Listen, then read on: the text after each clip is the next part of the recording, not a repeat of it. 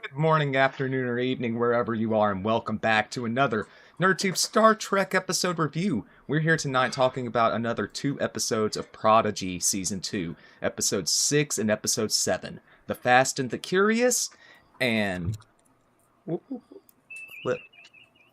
Is there no truth in beauty? I am joined by my fellow co-hosts and Trekkies in Arms, Cousin Cheeto. How are you, sir? Hanging in And there, hanging in there. Wore my red shirt just in case if I get vaporized today. nope, we don't want you getting vaporized, even if you are having net trouble. And below him is Zam. How are you tonight, this evening, sir? I'm fine, thank you. And regarding this show, the more the mystery unveils itself, the more of a mystery the show becomes. Indeed. Very well put. So yeah, the first episode, season 2, episode 6, The Fast and the Curious, is one kind of quick synopsis. I think it's funny. We see the kids get abducted and forced to do a pod race by a Kazon Maj while they're using a transport conduit. Meanwhile, Majel and the adult characters kind of start to notice the hologram replacement's odd behavior. We'll start with some overall impressions. You seem like you're chomping at the bit, Zam. What were your thoughts on this episode as a whole? I mean, regarding both episodes, there were a lot of quirks and formulaic things that we've seen before, and so even though the episodes themselves were entertaining, we kind of been there, done it, worn the t-shirt to a degree, and I don't know if you'd call these episodes filler or not, both of them, 7 and 8, but they were enjoyable for the mainstay. But it was the subplots that were more interesting, and they were very minuscule to the main plot, which was just an adventure ride just to get to the next thing, so to speak, which I felt held very little purpose. But regardless, it's still a good show. I just wish the subplots were more of the main plot than vice versa. Yeah, I'm definitely curious to know what's going on with that kind of translucent entity and all of that on the ship on Voyager. Cheeto, what were your overall impressions of these two episodes? I mean, they were kind of typical Prodigy. In my opinion, they were typical Prodigy season 1 things. Like, I'm not saying they were bad, but they were just, kind of those adventure of the week, and the kids just kind of doing what they do best, and that's just wreck shit and leave. Yeah. And they even did it on Voyager-A. Like they literally they messed tons of stuff up, and then they left and left the holograms are, and now the holograms are there's some kind of entity, on the ship. So I don't know. I mean, they're not bad episodes, but I honest and truly, like, I can't say that it's like getting better for me. I mean, they started really strong in the first couple episodes, and I feel like now they're kind of tapering off a little bit. So we'll see. I'm not dissing the show. I'm just saying, like, it's kind of getting into that season 1 formulaic, Star Trek babies adventure of the week thing, and that's why I'm like, okay, okay. So no, but this is the thing when you have a overarching narrative, not episodic, but overarching for 20 episodes, you're gonna get like fluff, and that's what we're seeing now with the show, where it started with a point, and now we're having to fill in the gaps with other stuff where the main story itself is minuscule, whilst we have our main characters in compromised positions every week to get out of. Well, and that's as I said, that's kind of the formulaic from season 1 is, there's the big episodes, and then there's these formulaic middle, like, I would kind of rather them do like arcs where it's like, like Andor did. Like, you've got three episode arcs of stuff. If you can't sprawl the story over a whole season, then they need to like break it up into arcs and do different stories. And if they want to involve some of these character beats in some of those stories, that's fine. But like, it just it feels very fillery. Just a couple comments before we move on. I want to hit up our commenters here. Daniel Vance, why? Oh, whoops. Okay. At what point in the series does Dal become tolerable? Will these 2 episodes do it for Cheeto? Stick around to find out. Actually, Dal was probably the least of these episodes' problems, at least at this point. As I said, these episodes weren't bad, but I can't say they were great. Rick B, of course, says, hi, I have to say objectively, these 2 episodes were awful. Okay. I objectively disagree. That's Rick B's new word is objectively, because he's objectively. And I'm like, not very objective. When he says when he says all of New Trek is bad objectively, it's like, no, that's not how the word objectively works. Anyway, they must have been good episodes then, because that's a high praise as you'll get from Rick B. Daniel, just before we began, he said, "Go fast," which I hate that term. This episode is top of the roller coaster. Maybe I'm not. I wouldn't know. I don't know about that. And then Mr. System says hello. Well, back to you, Mage, in the studio. Hopefully what Daniel Vance means by the top of the roller coaster comment is that with the multi-parter that starts next week, when we get to them, we'll begin like kind of everything going and... Oh, I thought he meant like it's get all downhill from here. I'm not thinking, yeah. I hope not. It seems like things are going to start picking up. Hopefully. So yeah, the Fast and the Curious. We have them get captured by the Kazon Maj, who seems to be flipping out, flip-flopping, just the whole time. What did you guys think about the first bit though, when they're on the ship and it's like they're having trouble being roommates almost? It felt like a bad sitcom where I was expecting them to draw a line across. I think we treaded this water in like season 1 when they were just getting used to each other on the Protostar. You know what I mean? Like, again, we were treading familiar ground here again. And I get it. Like, if you live with somebody for more than, like, for me, it's like if I live with somebody for more than like a week or 2, it's like, things get testy sometimes. So it's kind of like, that's why it's like, I get it. But at the same time, they hadn't really been on the road that long, really. Well, people are like fish. After 3 days, they stink. And so I know where you're coming from. And like, if the ship seems to be a reasonable size, I mean, there must be enough space on there for them to be able to separate themselves from each other now and again, and only have to be in close contact when they're on the bridge, no? Looked pretty claustrophobic. I believe they even said something about check your corner. But they could try harder, I think. I think it's smaller than the Delta Flyer. Is the inkling I got. It's smaller than the Delta Really? Flyer. That's the inkling I got. Oh. I mean, wow. That would be tiny indeed. Well, and it's a little misleading now because they added all that stuff to the outside hull because it's got all those little pillar thingies that they added on for the time travel. So it does look a lot bigger than it actually is. It's an anti-TARDIS. It's smaller on the inside. Yeah. So we end up with the characters getting separated into kind of 2 teams this episode. Zero and Murph are on top of the ship when the rest are captured, and kind of ends up making a 3-plot mini-structure with like the most interesting one, the Gwen flickering out and time slowing down and the weird translucent tentacles coming at the very, very end. We have the Zero plot, discovering the other ships and all with Murph. And we have the main thread of the kids doing, the pod race sequence. Ended up being the test assessment, by the Kazon.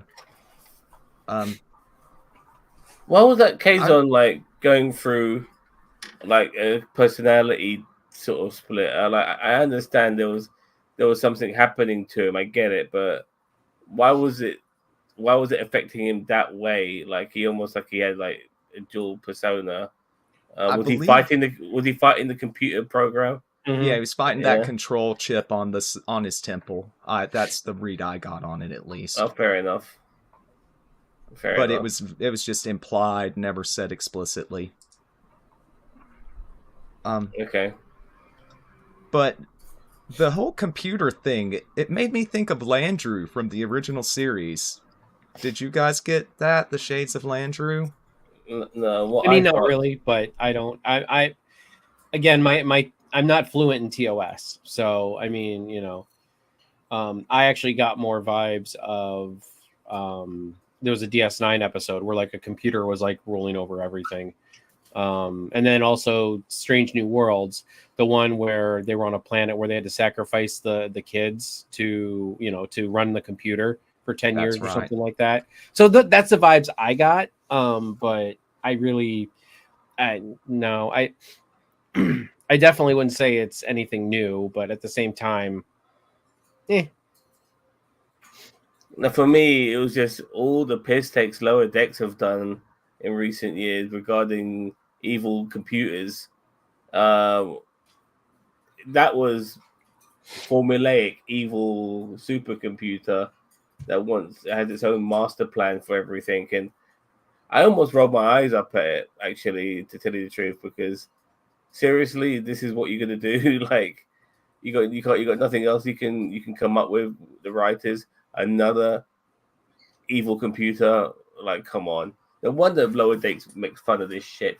You guys do it. You have to throw in one of these things at least every once. Or not, even if not every series, but once a particular series. That's the series I meant. Sorry. Yeah. You guys use it for season. Sorry, yeah. So I actually meant, you're right. I'm with you actually the first time around. I thought you meant season. But every series you gotta have an evil supercomputer, and it's fucking formulaic, But I wouldn't say that this was a supercomputer. This is just a computer that was controlling one person. You know what I mean? Like, I know what you're saying, but it's still a computer. Computer controlling shenanigans. Yeah, no, I get what you're saying. I'm not disagreeing. Took over that whole program. Yeah. Do you mind if I bring up some more? We got a couple more comments. All right, Daniel Vance says photo Pog, which I'm guessing is Jankum Pog's hologram, gives the Tellarite officer the middle finger when he says he didn't know Jankum knew what a napkin was for. I'll have to look that up. See, I missed that. The Maj has raised the fastest racer in the quadrant. Please let it be one of Tom Paris lizard babies. You're right.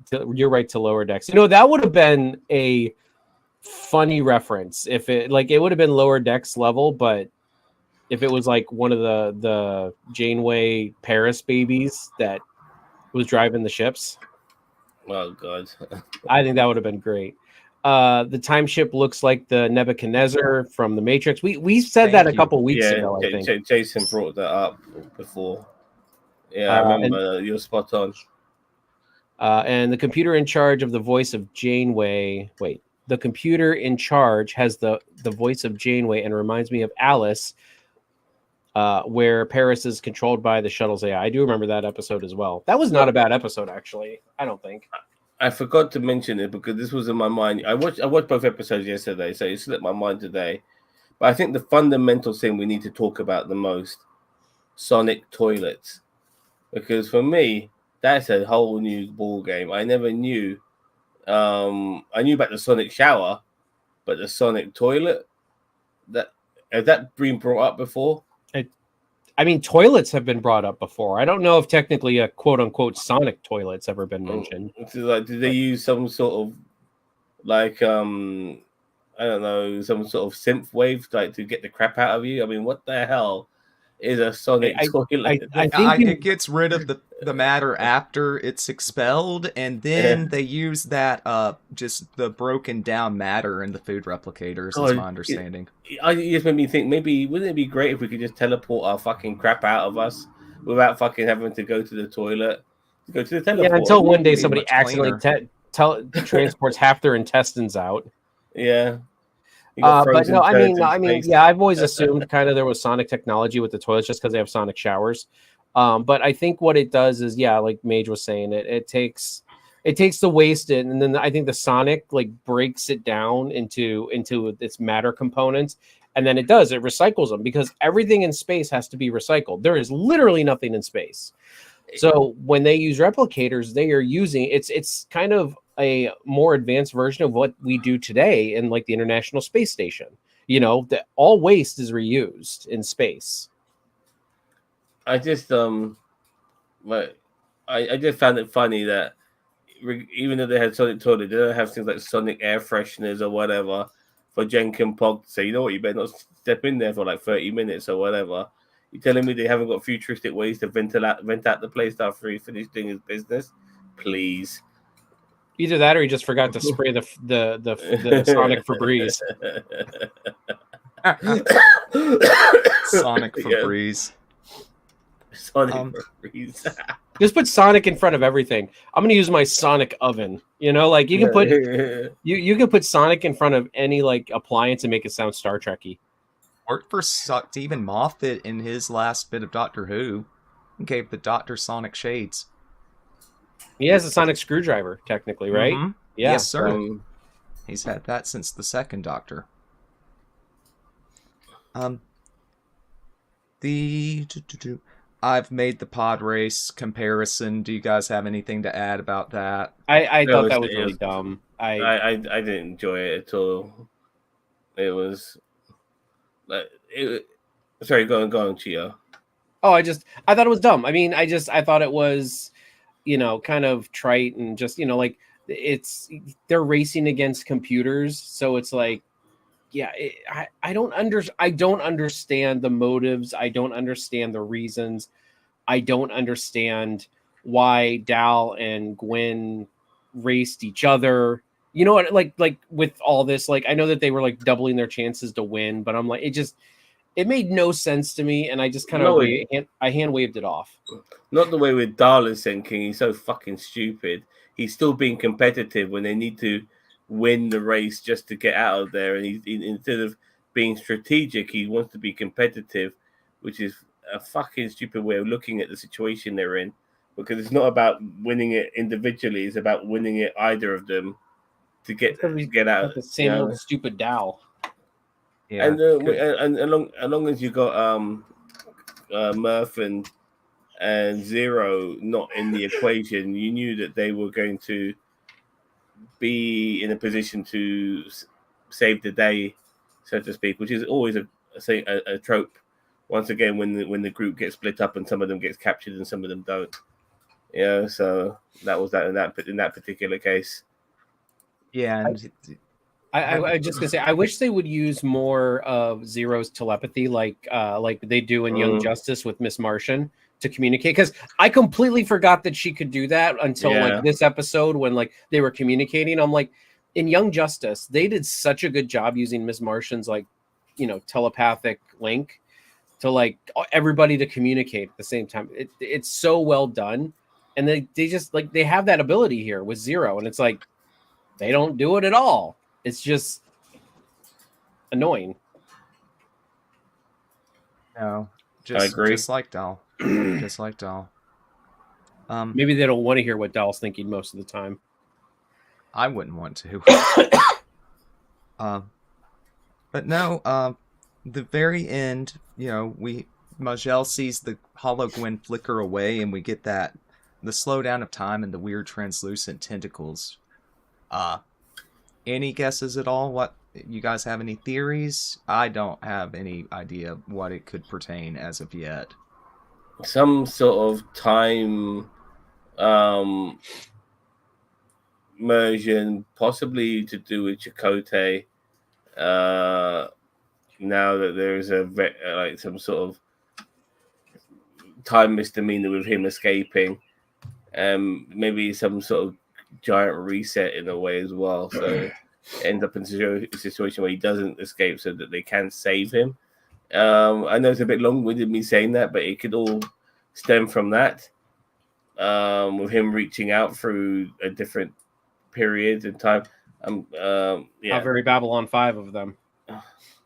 Yeah, I mean that's just that at the moment. That's just my best guess. For what it is, because it makes no sense. It could be something else, and if that's the case, then does it have an overall narrative to what the story is, or is it end up going to be just another plot device to fill in the latter episodes before we get to the meat of it near the end? I mean, who knows? It could be all types of shit, to tell you the truth, but that's my best guess regarding the time emergence, whatever. Hopefully it's not some sort of like keepers of time that make sure they fix things that go wrong with the timeline. That would be kind of dumb. Almost maybe like Wesley Crusher will come in, involved in that, wouldn't he? Yeah, imagine that. Almost like a time variance authority or something like that, Yes, I was thinking of this thing from Doctor Who, but you knew Doctor Who. I gotta get caught up so I can hang out with those guys again. Any other thoughts about episode 6, or are we ready to move on? Nah, I think we're ready to move on. Excellent. Yeah.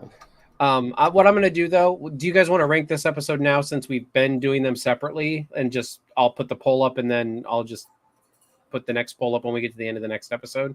Sounds good. Okay. I'll start since I was talking. I think I'm going to give this episode a 5. I didn't think it was super great. I didn't think it was super bad, but Dal was still annoying as per usual. The race was very contrived, and just the whole mind control computer thing, like Zam said, is just it's something that would honestly Lower Decks would make fun of it for, So yeah, I would definitely give this a 5. Very fair. Zam? We're getting into filler territory within Lower Decks right now. This was classic filler, in my opinion, because I don't think the main story advanced the plot as much as the tidbit we got with the subplot of subplots. So I'm going to give this a 4. And I'm being very harsh with it because I didn't mind the episode. Don't get me wrong, for what it is, it's all right. It's a little bit of fun. I'm sure the kids liked it and all of that. But I'm wearing different specs when I'm watching this now regarding how I feel about advancing the story, and I wish I wasn't so harsh, but I can't help it. It's got to be a 4 for me. No, there's a lot wrong with this episode, and I'm right there with you guys. I'm going to give it a 4 as well. Oh, wow. So I was the most generous one. That's unusual. I'm usually the generous guy. I walked in wanting to give it a 6, but hearing you guys' notes on it as well, and then the things that were bugging me about it, the lack of originality, the Dal's recklessness causing problems, and him back-pacing any character growth that ever happens with the kid. They backpedal it, and it's starting to get aggravating. So I'm going to give that a 4. I was going to give it a 6 as well, but I came to realize, you know what? You got to say it how it is. Yeah, it's a 4. I walked into this knowing I was going to give it a 5.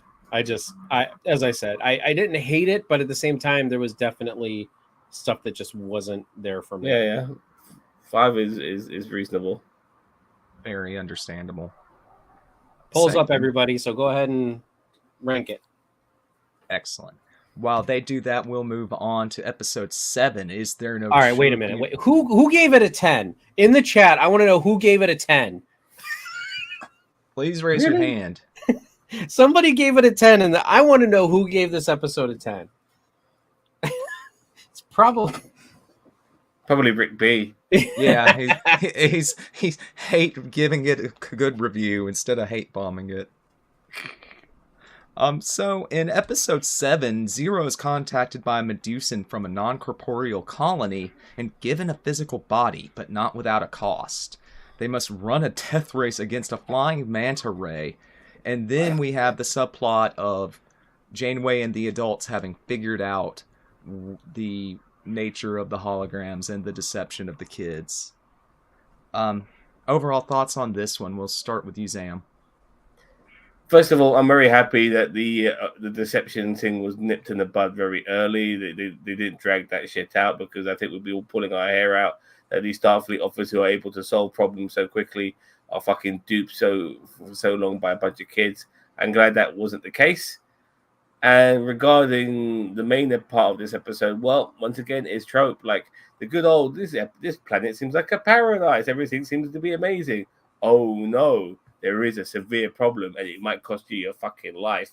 How many times have we been there with Star Trek before? My goodness, I haven't got enough fucking fingers to count that shit. I will give them credit on this episode though, only because it is a little different, because these are like non-corporeal beings that are experiencing like feeling like but it's not like, oh no, there's non-corporeal beings taking over people to experience emotions. Like they're actually creating their own bodies and like doing. So I get what you're saying, Sam. Like I agree with you. Like it is a bit, how many times have we been here where we're on this paradise and then, oh no, there's this thing that's really effed up about the whole thing. Like I understand completely. The one thing I did appreciate was that it was non-corporeal beings actually making their own bodies.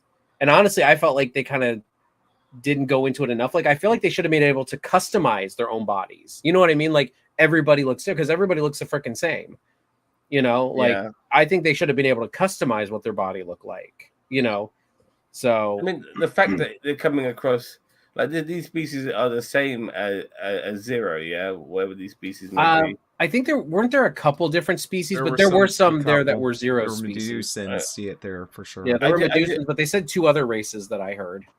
Fair enough. I mean, I just felt there was something there regarding, especially with Zero, feeling she's quite unique or individualistic regarding who she is, or they are. I've got to really use my correct pronouns here.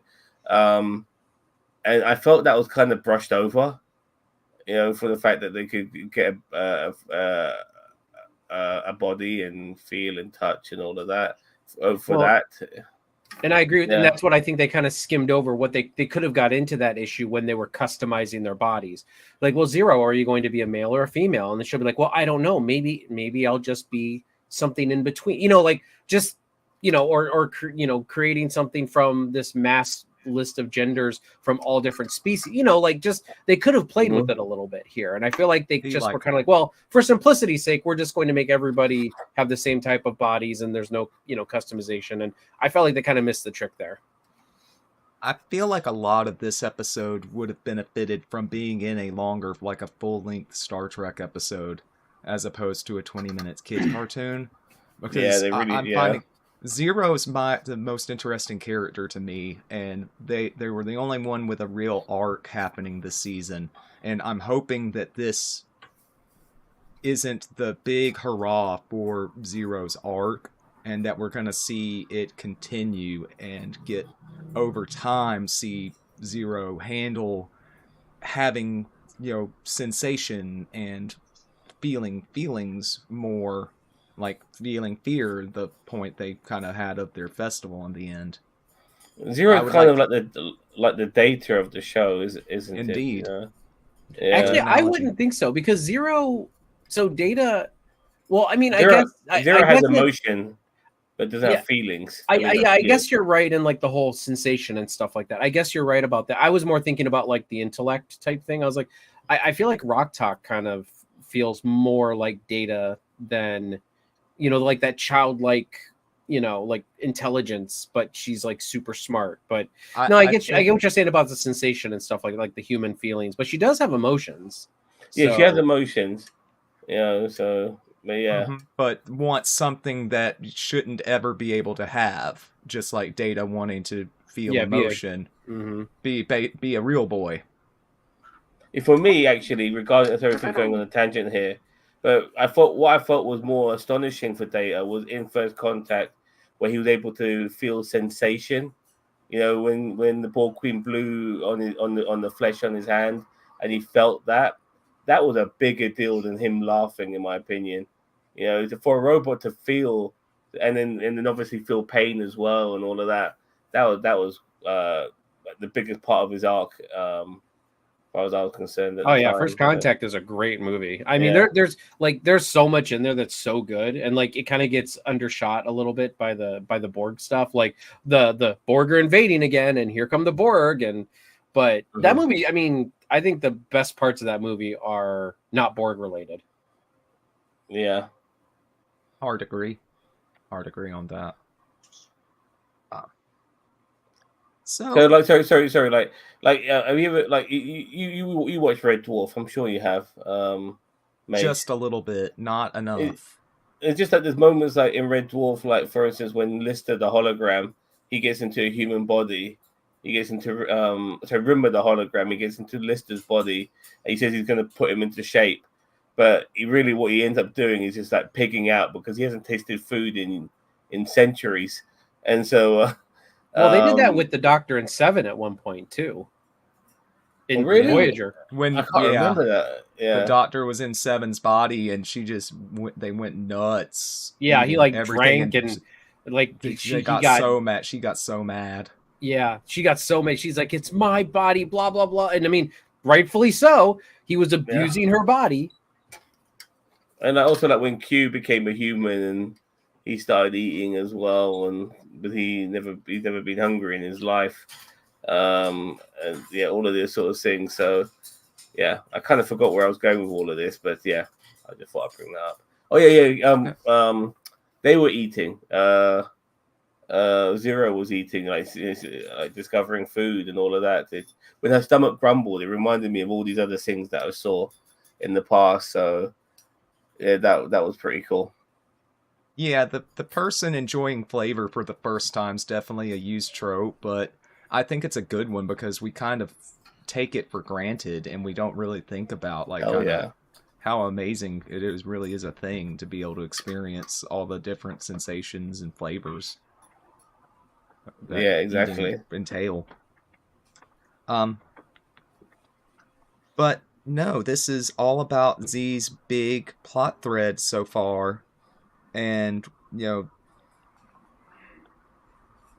but we also have I'm like you said, Zam, I'm very glad that Janeway and staff were able to figure things out so quickly.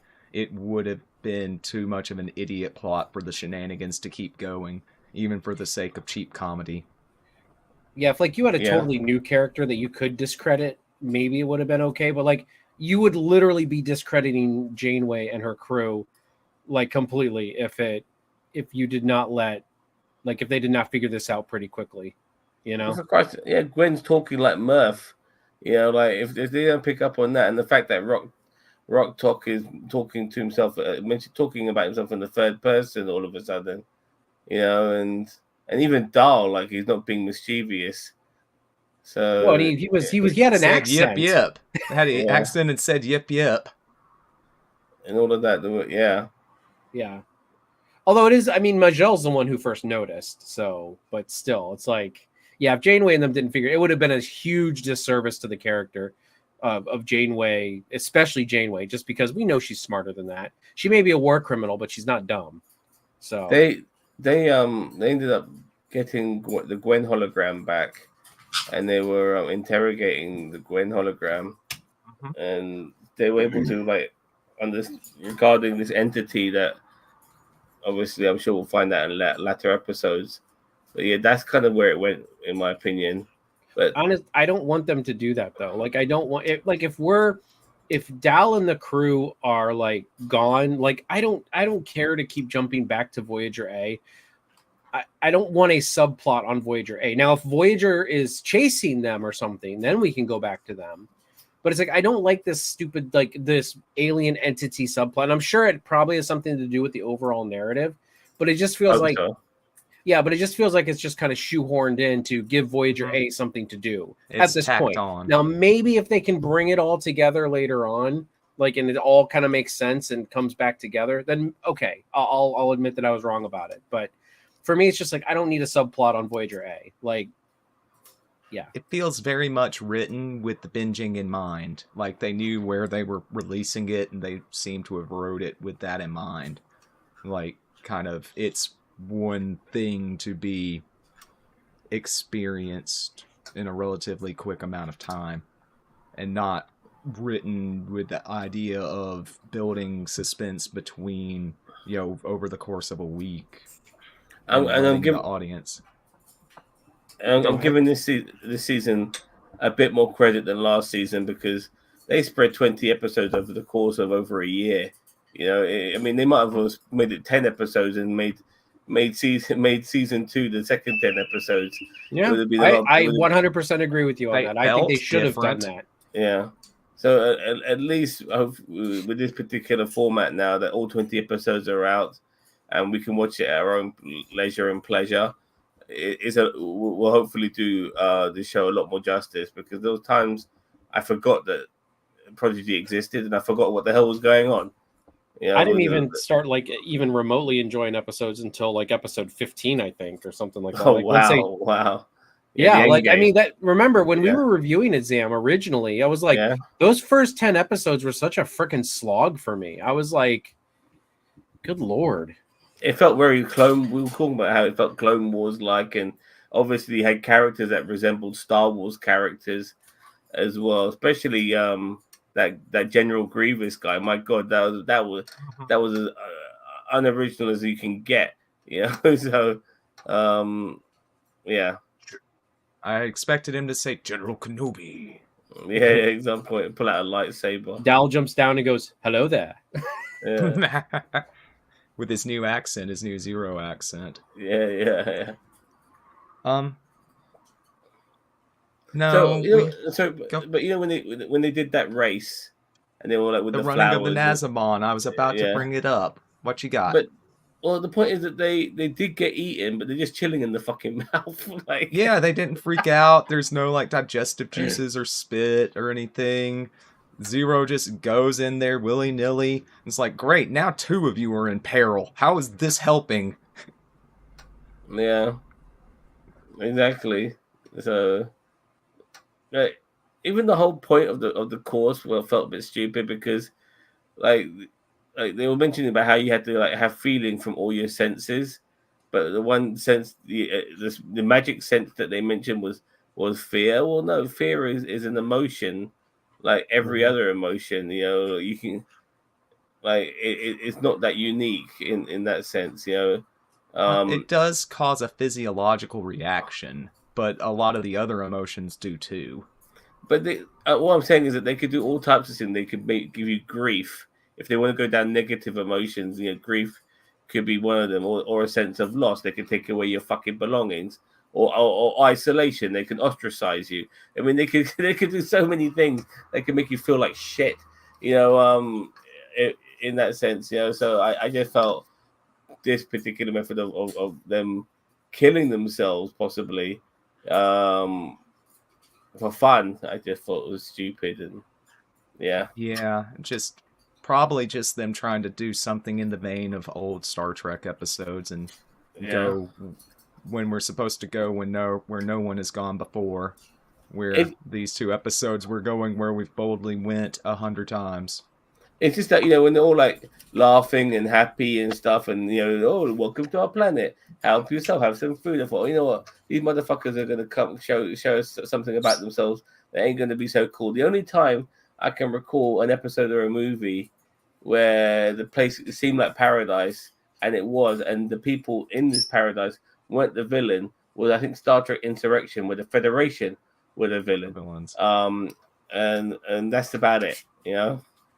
Yeah. One thing I do want to bring up, did anyone else roll their eyes when like Zero got their body for the first time, and like everybody was like, I've been waiting a long time to do this, and they all had a big group hug? Like, I rolled my eyes so hard. I'm like, I hate so much, and I get it, this is not a typical crew, so it's hand wavy, but I just like with Discovery and like Picard and even Strange New World. Well, Strange New World's not so much, but like everybody's so huggy in New Trek. That's the only thing about New Trek that annoys me, is that it you know, everybody's all huggy and wishy-washy, and it's just like, guy, like this is not how you run your organization. Like, you know, I don't go around hugging my coworkers. You know what I mean? Like, you'd get hit with a lawsuit if you did that. Exactly. So that's what I'm saying. Like, I just rolled my eyes so hard when they all started hugging, because I'm like, it makes sense more here because of the characters, but at the same time, I've seen so much stupid hugging in New Trek that it just kind of, so Cheeto's not a hugger. You know what? I can be a hugger. You just, you know, got to get a couple drinks in me. Anyway. Do you think I mean, I get what you're saying, but do you think because they're more like as they're more like, you know, they're not like yourself or even myself, but being in the position of a cab driver, I don't know anybody I work with. If I saw another cab driver who I might have seen before somewhere else, maybe a few weeks ago, I'm not going to fucking high five him and fucking chest bump him and hug him. I totally get that. But when you like live working with each other and you got to know each other, and you know the only family you got is each other, it's like being in the military, so to speak. Maybe would you say that's a bit different? Maybe. As I said, with these characters, it seemed a bit more in place. As I said, it's overwhelming, like how much they do this, especially in disco, and and like. Oh yeah, disco. Everybody's montage. Hugging. The montage of hugs. It's like, oh my, like, as long as an episode. But I mean, how many times in TNG or DS9 or Voyager did you see people hug? Not a lot. I mean, Voyager you saw a little bit more because Janeway was a little bit more huggy. But like, DS9, TNG, even in the original series, like they weren't super huggy. So anyway, it's just a pet peeve. Hug Jake, but yeah, it's just a pet peeve of mine. It's not like it doesn't break the episode for me, but I just rolled my eyes when I'm like, oh yeah, of course, we all got a hug now. Yeah, I agree. That compared, like if they just took out a few scenes of less hugging, it would have been all right. I guess it would have been a bit more balanced to the other shows. But you're right, they're hardcore huggers, hardcore. Group hugs for everybody. So no, 8 missing minutes. The time slowdown took 8 minutes from them. Any guesses rather of what has gone down in those 8 minutes? Tentacles came out of the wall. So, well, it did obviously we can't disturb. Talk about it. It's fun in a way because it disturbed time, but enough to know that somehow time continued, but it stopped them from continuing. Stopped every aspect of continuing, including holograms. But yet they knew 8 minutes had passed. It was a bit of an unusual time development, so to speak, where everything else stopped, but time continued. But the people in that time, did time stop, or was it? Did time stop, or was it just missing footage? I honestly I didn't catch it. Like I didn't catch it very well, so I might have been sleeping. I don't know. I don't know either. I think we'll need another episode or two, maybe, for things to be explained. And even then, I'm not even sure if it'll be fully explained. I don't remember if they said it was 8 minutes of footage missing, or if it's like no time, like time stopped for 8 minutes or something like that. I think it was the latter. That's how I got it. Was what? Docs. That it was missing the actual time from their. Oh, it was missing the actual time. It wasn't like time froze. But obviously this happened last week in episode 7 when we saw the tentacle hand, I believe. It happened during episode 6, and they were talking about it during 7. Yeah. Well, which is fine. I mean.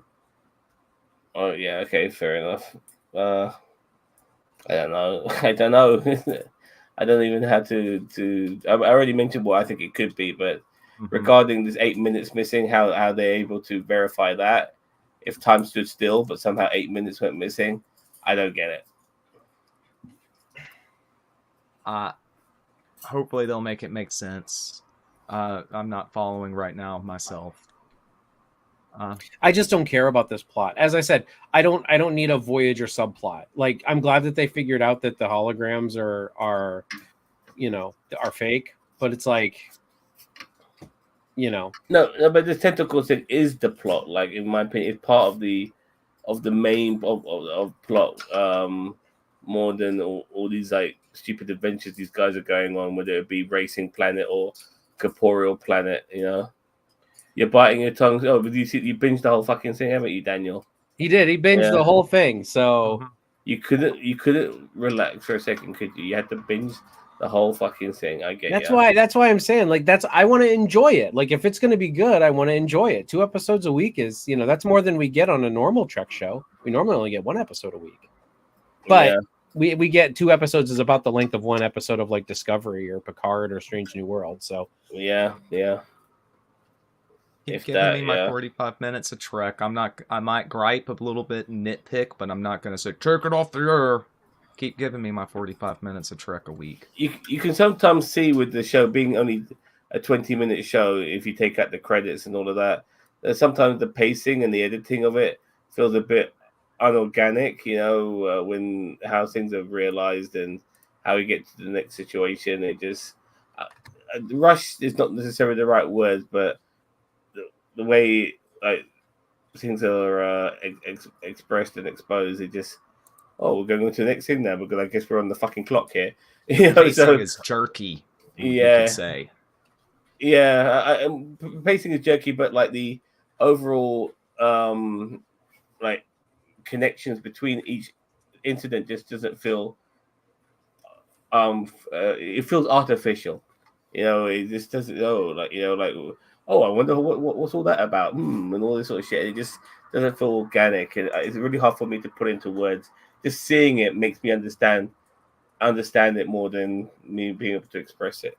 But I hope other people have picked up on what I'm trying to explain. I think I'm picking up what you're putting down, and and I think in the next couple episodes, because there's a bunch of 2-parters coming up, I think we're gonna see a bit better pacing, because they're actually, some of these storylines are going to get more room to breathe because they're 2-parters, which I think some of these, I mean, you probably could have stretched 1 or 2 of these episodes into a 2-parter, or organically blended them together so they were 2-parters, like 2-parters but kind of had 2 stories going on, something, I don't know, but I agree with you, I think they're trying to make a blend of like an overarching story and a adventure of the week type feel. So, by the way, Sawyer over on Twitch, thank you so much for stopping by and waving hi. If you come over to our YouTube, I'll post a link here. You can participate in the poll I'm about to put up when we start talking about rankings or numbers, whatever. I think we're about there. Do you guys have any final thoughts? No, not really. Or have we said no? I think we've said everything that can be said about this. Let's roll on to the next episode, please. Yeah, which we will get to next week. Mm-hmm. But yeah, who wants to? I could never start. I could give my rating first. This one a little bit better than episode 6, but not by a whole lot. I feel like it would have benefited from being a 2-parter. Give this whole thing a little bit more time to breathe, as I feel like wrapping it up too quickly would be seriously wasting the potential of a good character development and good character line. I'm gonna give this episode a 5. Cheeto, I'll pass it to you.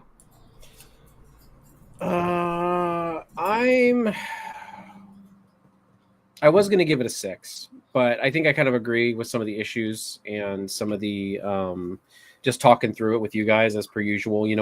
Every time I walk in with a number, it always changes, because it's like we get talking and then we kind of we kind of talk it through and then we point things out. Like, each of us have different perspectives that the other one didn't see or whatever.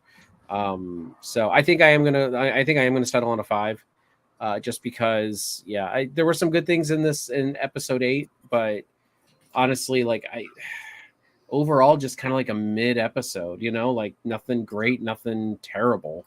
Besides Dal, no, actually Dal I think wasn't that bad in this episode. I think he was more bearable in this episode than he was the last one.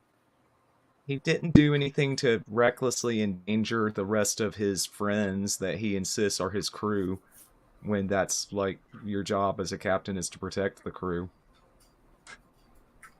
Yeah. Also, everybody, the poll's up, so go ahead and give us your vote. I I have to ask before I give my vote. What happened with Zero's body at the end? I forgot. It's going to degrade at some point. So We're she's not still. certain. So they're still in the humanoid body.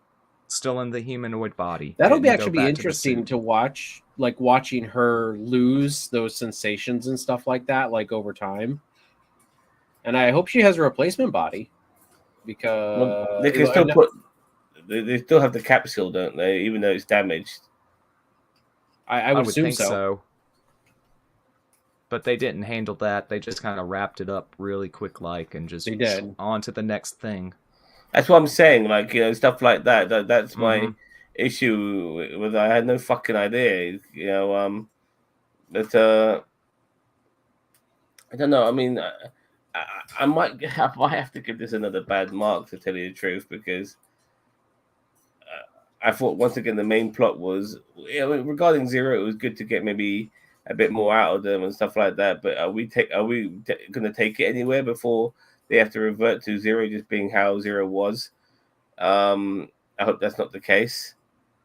But I also feel this evolution in Zero has come a bit too soon in the series of Prodigy. If we continue the saga for a couple more seasons, I will maybe like this in season 3, where they put them in a humanoid body. I don't know. All right, I'll go with you guys. I'll give it a 5. A reluctant 5. It was all right. I guess the subplot stuff with Janeway and them finding out gave it a better mark than a 4, which was what I was likely to give again for this episode. So, but I mean, this show really needs to pick itself up, because from starting so gallantly and all of that to now getting average marks, it's not a good sign. Well, and as I said, we've got a bunch of 2-parters coming up, so I really feel like the show is going to pick up at this point. But that's the thing, though, is that like you shouldn't have to pick up. Like you should be, I understand filler, but you shouldn't have lulls of filler. Like we've had 3 episodes, maybe 4 episodes of filler at this point. Maybe not filler, but below average mark episodes. Like if you get hey, there's 1 filler episode here, gets an average mark, but then hey, we're back at it in the next episode. That's one thing. I can see that. But it's we have got episode after episode after episode of just mid marks for So since the whole Chakotay thing, and them changing time and all of that, it has been, pretty much filler since then. And we're only on episode 8 at the moment, and I just feel that with 20 episodes in the season, I think we're far from done with filler episodes. I think there's plenty more to come, in my opinion. It's only like you said as well regarding Prodigy season 1, you only got into it after episode 15. That's because we're on the final stretch and you can see the finishing line.